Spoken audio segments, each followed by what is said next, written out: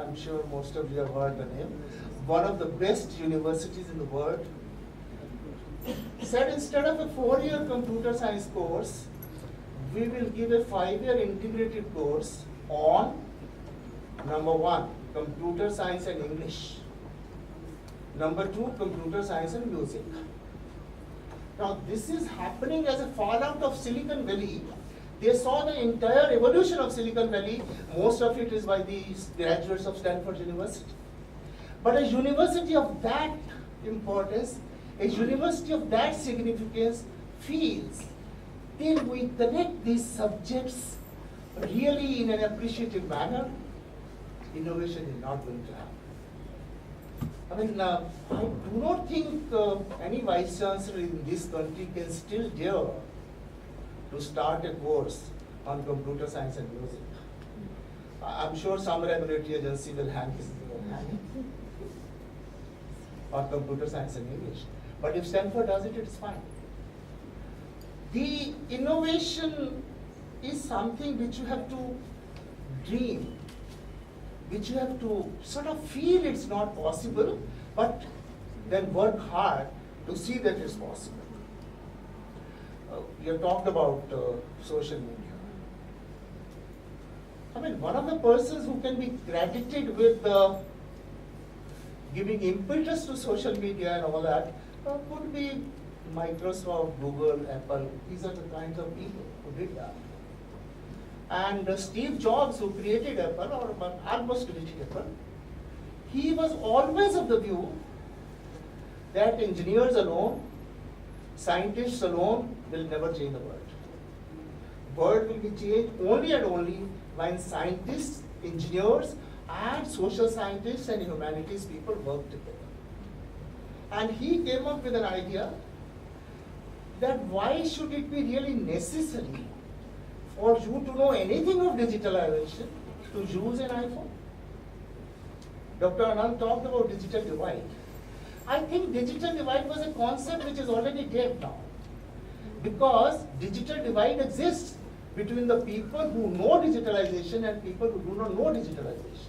But as far as using digital devices is concerned, it's already a known phenomenon. When I was president of Computer Society of India, we did an experiment.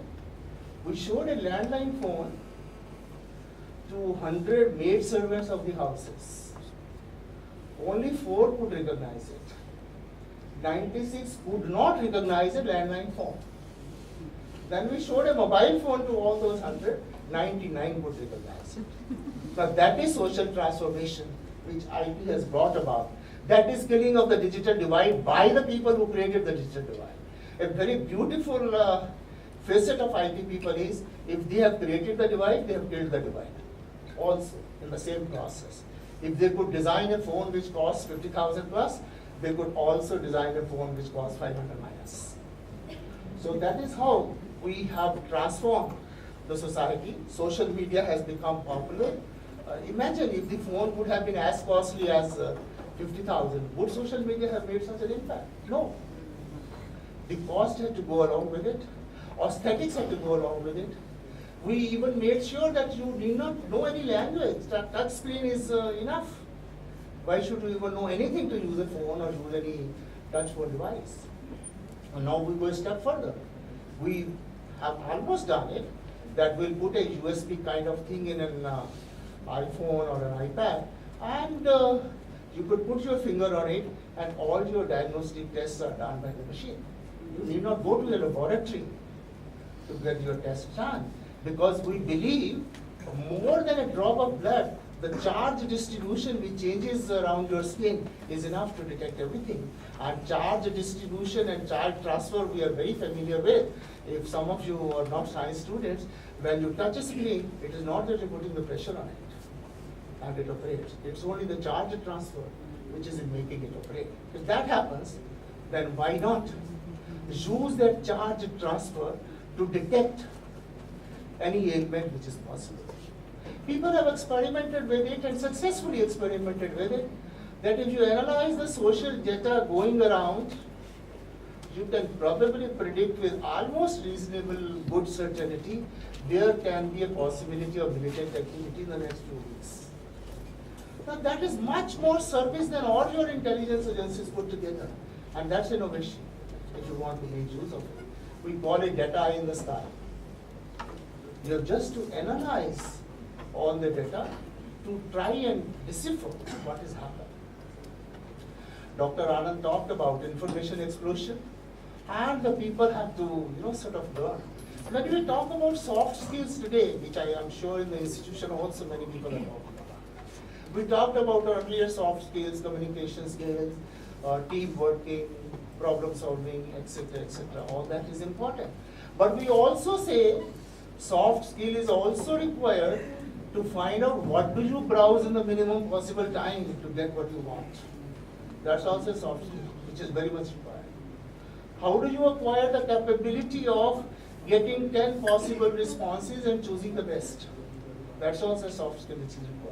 So the entire gamut of requirements from the youth has changed with the advent of some innovation which is taking place in social media and IT in general. We just talked about Apple. The first device which really made Apple a very profit-making concern was an iPod. And if you see iPod, it was a device which could have thousands of songs in your pocket. It was a device which had online music sharing system. It was a device which could play you what you want anytime. But if you look to all these three features, they existed 20 years before or 10 years before. Walkman's, Sony was there, Sony's Walkman, which would give you the music. But Apple thought, why not put all these three together, give it a nice aesthetics, and product is marketed. And Apple made 3,000% profit in 1 year on the basis of that single product. That is where innovation really counts. We rightly say in the universities and educational institutions, research is very important. Yes, it is, nobody can deny that. But please bear in mind, while research, somebody says, is a transformation of money into knowledge, innovation is generating money out of the knowledge.